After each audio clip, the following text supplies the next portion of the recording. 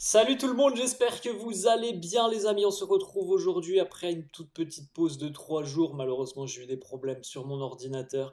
Je suis revenu hier et là tous les réglages sont opérationnels, donc on peut reprendre les vidéos. Évidemment, c'est dommage parce qu'on aurait pu parler assez longuement lundi de la belle victoire du Barça face au Real. Donc déjà félicitations au Barça, un match vraiment incroyable hein, des Catalans face au Real, une victoire logique maîtrisée, pleine d'ambition et d'envie dans le jeu et pleine de qualité. Donc un grand bravo au Barça pour cette super coupe d'Espagne. Félicitations aux Catalans aussi pour la victoire d'hier en Coupe du Roi. On va en parler dans quelques instants. Merci à tous ceux qui sont présents les amis, merci à tous ceux qui lâchent des petits pouces bleus, à tous ceux qui s'abonnent, n'hésitez pas, c'est gratuit. Voilà, ça coûte absolument rien. Après ces 2-3 jours d'absence, je suis de retour. On démarre, les amis, les unes des quotidiens catalans. Mundo Deportivo qui titre. On a deux informations très importantes sur cette une de Mundo Deportivo. Donc, premièrement, sportivement, victoire hier et nouvelle démonstration 3 jours après avoir humilié le Real. Le Barça, cette fois-ci, ne fait qu'une bouchée du Betis en huitième de Coupe du Roi. Encore 5 buts pour les Catalans. On regardera une petite stat dans quelques instants sur la puissance offensive du Barça qui est retrouvée en ce début d'année 2025. Mucho Barça, beaucoup de Barça avec voilà, une prestation très aboutie. Hier, on surfe sur la dynamique de cette rencontre face au Real.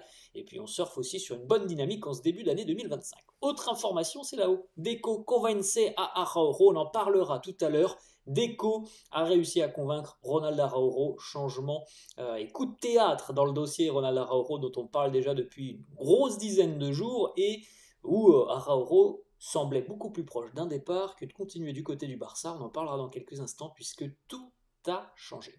La une de sport qui titre El Barça de las Mil Maravillas, le Barça des 1000 merveilles.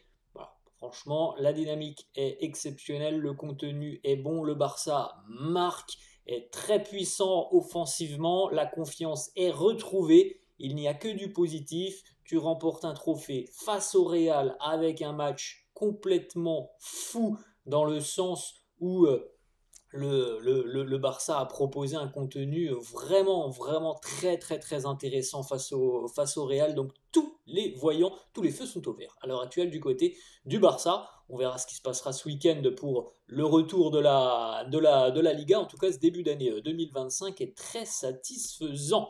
On continue les amis avec donc le succès hier face au Betis, qualification donc pour les Blaugrana en quart de finale de la Coupe du Roi. Barça s'impose 5 buts à 1 avec dès la troisième minute pour se faciliter le match, l'ouverture du score de Gavi face à son club formateur, son club de gamins. Et on regardera une petite photo tout à l'heure. Gavi à la troisième, 27e, le coup de fusil de Jules Koundé, 45 plus 4.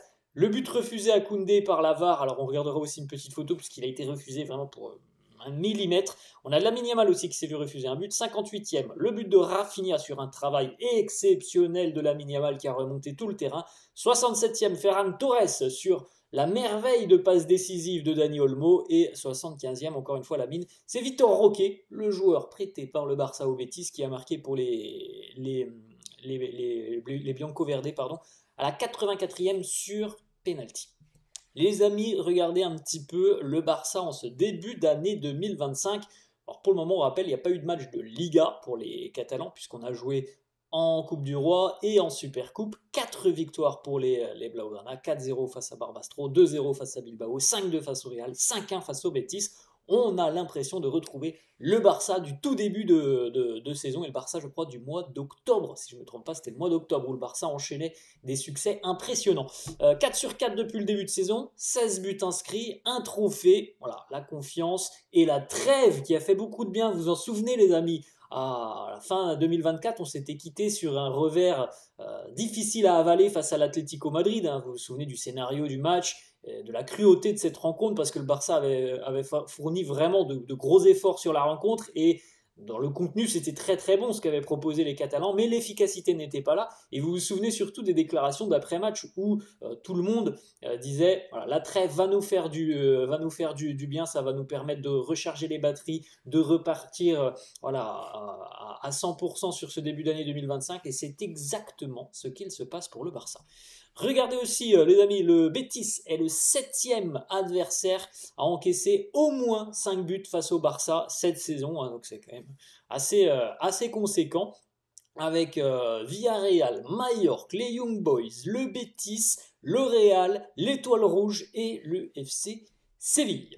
Le trophée de la Supercoupe d'Espagne a été présenté juste avant le début de la rencontre et on a eu une aide d'honneur des joueurs du Betis pour accueillir les Blaugrana hier du côté de Montjuic. Et puis la petite photo où on voit Ronald Araújo, capitaine.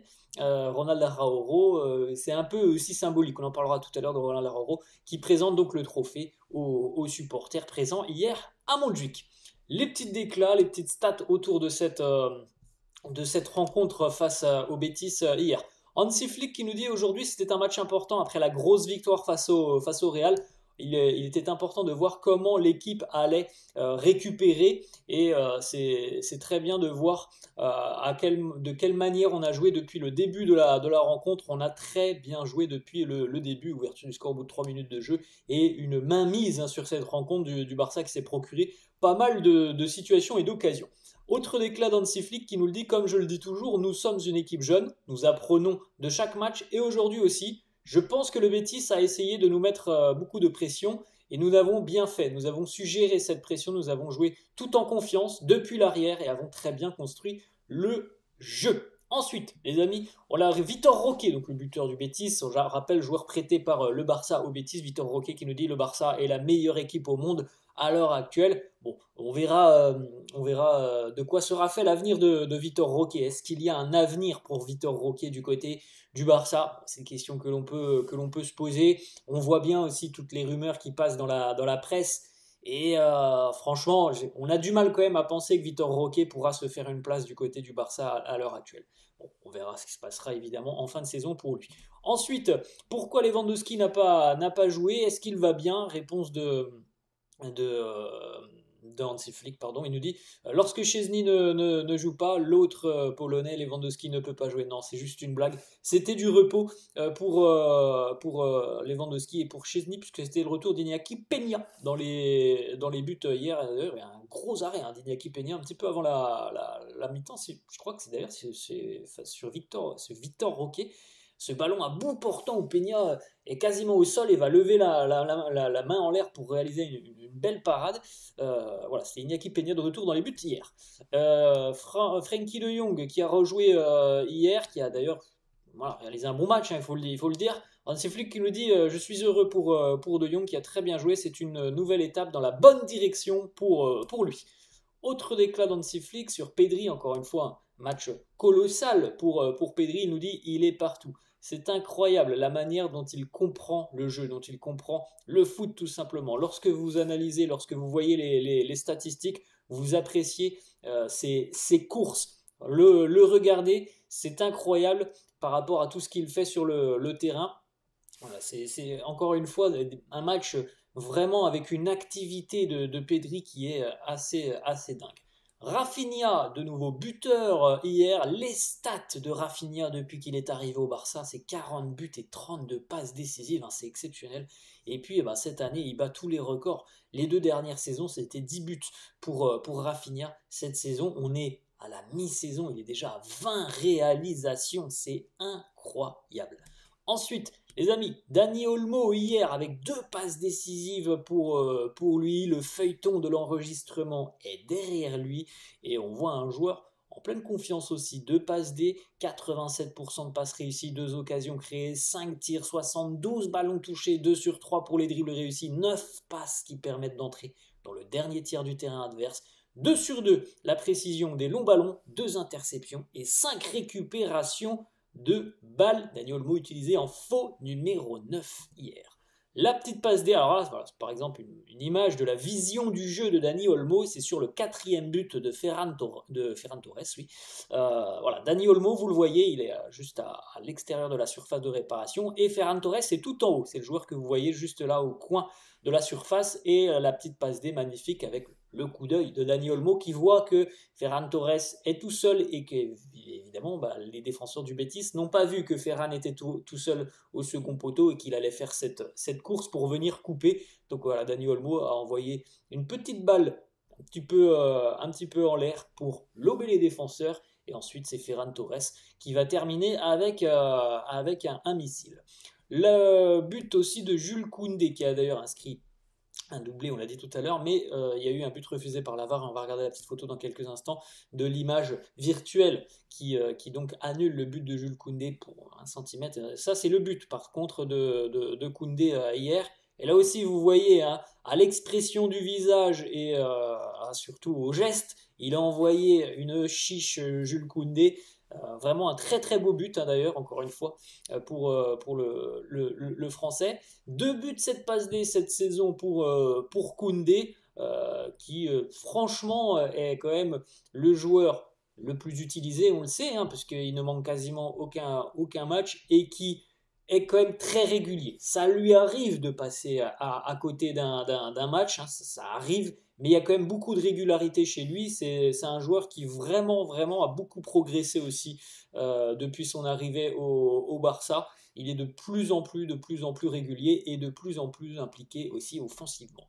La petite photo, regardez, voilà, ça c'est le hors-jeu de Jules Koundé hier. Et en plus de ça, sur ce hors-jeu, ce qui est fou, c'est que c'était un but, mais il était magnifique. L'angle dans lequel il marque, avec la frappe qui touche le poteau et qui rentre. Bref, regardez le résumé de la rencontre si vous n'avez pas vu ce but. Alors, malheureusement, il est refusé parce que le but est franchement magnifique. Il avait encore envoyé un sacré missile dans un angle assez improbable, Jules Koundé, et donc hors-jeu pour voilà, quelques petits centimètres. Il a laissé une petite photo sur Instagram, Jules Koundé, en demandant à Adidas de changer la forme de ses Predators. Parce que voilà, c'est une histoire vraiment de centimètres sur ce but refusé à Koundé. Pau Cubarsí, regardez l'activité encore une fois de Pau Cubarsí, comme souvent, très juste dans les transmissions, et puis une grosse activité quand on voit la zone de chaleur. Lamine Yamal face au Betis hier, un but, une passe D, des courses dévastatrices, des dribbles dévastateurs. On retrouve du Lamine on fire, hein, tout simplement. Ça fait une semaine qu'il est revenu depuis la Super Coupe et il est très en forme. Il avait annoncé, hein, pendant sa blessure sur les fêtes de fin d'année, je vais revenir encore plus fort qu'auparavant. En tout cas pour le moment, il a mêlé les mots aux gestes, parce que les matchs de Lamine là depuis son retour et son implication sont assez exceptionnels. Un but, une passe D, 46 ballons touchés, 3 tirs, 19 sur 23 pour les passes réussies, 3 occasions créées, 71% de dribbles réussis, 5 sur 7, 2 passes qui permettent d'entrer dans le dernier tiers du terrain d'air, 7 récupérations de balles. C'est pas la caractéristique première de Lamine Yamal, mais regardez quand même cette stat. 6 sur 10 en ce qui concerne les duels gagnés. Et là, les photos, les amis, c'est la course dévastatrice de Lamine Yamal sur le 3e but donc de Rafinha. D'ailleurs, où il a essayé de tirer, il y a une faute et bon, l'action se poursuit, c'est Rafinha qui marque.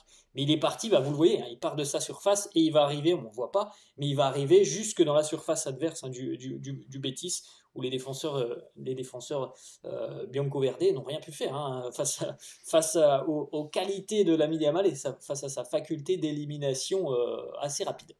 Gavi qui nous dit: le match s'est très bien passé, comme pour moi, je suis très heureux en plus de ça d'avoir pu marquer. On a montré un beau visage déjà sur la Super Coupe et on poursuit sur cette direction. Petite stat assez folle sur Gavi qui marque du pied gauche hier. 8 des 9 derniers buts de Gavi en club plus sélection ont été inscrits par son pied gauche. Son pied gauche, c'est quand même son mauvais pied, hein, à Gavi, ce qui est quand même une stat assez particulière. Et l'autre but, 8 des 9 donc, du pied gauche, et l'autre but, le 9e, il a été inscrit de la tête. Donc la dernière fois, les amis, que Gavi a marqué de son pied fort, C'était il y a 3 ans. C'est dingue cette stat. Enfin, il y a 3 ans. Il y a 2 ans et demi. C'est dingue cette stat. C'était en Coupe du Monde face au Costa Rica. Je crois que c'était. D'ailleurs, l'Espagne, je crois que c'était imposé 7-0, il me semble, sur cette rencontre face au Costa Rica, si mes souvenirs sont bons. Donc, voilà, c'était la dernière fois qu'il avait marqué de son pied fort. C'est quand même une stat assez folle. Ensuite, la petite photo. Donc, Gavi qui a marqué hier, qui n'a pas voulu célébrer. Ah, c'était assez dingue aussi l'image quand il marque. On le voit faire une course de fou. Et puis, 2 secondes après, on a l'impression qu'il se rend compte dans sa tête qu'il vient de marquer contre le Betis, qui est quand même une équipe particulière pour lui, et donc il fait une course, un sprint complètement fou pour aller vers les supporters, et puis d'un coup il s'arrête et il fait comme s'il s'excusait. C'était assez marrant. La spontanéité de toute façon de Gavi est toujours très sympa à voir. Ensuite, les amis, Ronald Araujo, ça c'est l'arrivée d'Araujo hier du côté de Montjuic. Araujo qui va donc vraisemblablement prolonger du côté du Barça. Alors là, c'est quand même un sacré coup de théâtre, hein, parce qu'il y a encore 5-6 jours, on voyait tous Araujo s'engager du côté de la Juventus. Il y a un accord pour un nouveau contrat du côté de Barcelone. Il y a eu des discussions positives entre le joueur et le directeur sportif Deco, qui est totalement impliqué donc dans le processus. Le contrat et les détails, les clauses de ce contrat vont être discutés dans les tout prochains jours. C'est quand même une folie, hein. Il a fallu donc que la Juventus soit tout proche de recruter Ronald Araujo pour que au final tout bouge dans l'avenir d'Araujo, et que même il y ait de grosses évolutions, de grandes évolutions par rapport à sa prolongation de contrat, puisque Fabrizio Romano annonce que ça va être réglé d'ici à quelques jours normalement. Et d'ailleurs par la suite on s'intéressera Fabrizio Romano annonce, hein, que les prochains dossiers côté Barça, c'est Gavi, c'est Pedri, c'est Lamine Yamal, avec aussi des nouveaux contrats. Ronald Araujo sur Instagram qui nous dit quelle belle soirée de Coupe du Roi, on avance, on est qualifié en quart de finale avec un gros travail d'équipe, et puis une belle victoire aussi en Super Coupe. Merci à tous les supporters pour votre soutien, pour votre amour. C'est voilà, quand même assez fou ce qui s'est passé, ce retournement de situation pour Araujo qui va donc continuer du côté de Barcelone. En tout cas, c'est pas acté, mais c'est la tendance maintenant à 99%. Le petit déclat d'Hansi Flick sur Ansu Fati, question d'un journaliste. Pourquoi vous ne comptez pas sur Ansu Fati? Ansu n'était même pas dans le groupe hier. Il est apte, hein, il n'y a pas de blessure pour le moment. On dit pour le moment parce qu'on sait très bien que c'est un joueur qui est fragile, mais il est apte, et donc potentiellement il aurait pu être dans le groupe. Il n'a pas été appelé. Hansi Flick nous dit: je décide par rapport à ce que je vois lors des séances d'entraînement. Au début de la saison, je l'ai félicité, mais avec les blessures. Voilà, après, ensuite il nous dit: il doit continuer de s'entraîner dur et de montrer des signes d'amélioration. Hansi Flick qui poursuit aussi: presque toute l'équipe est à 100% physiquement, il y a moins de blessés, donc on doit faire des choix.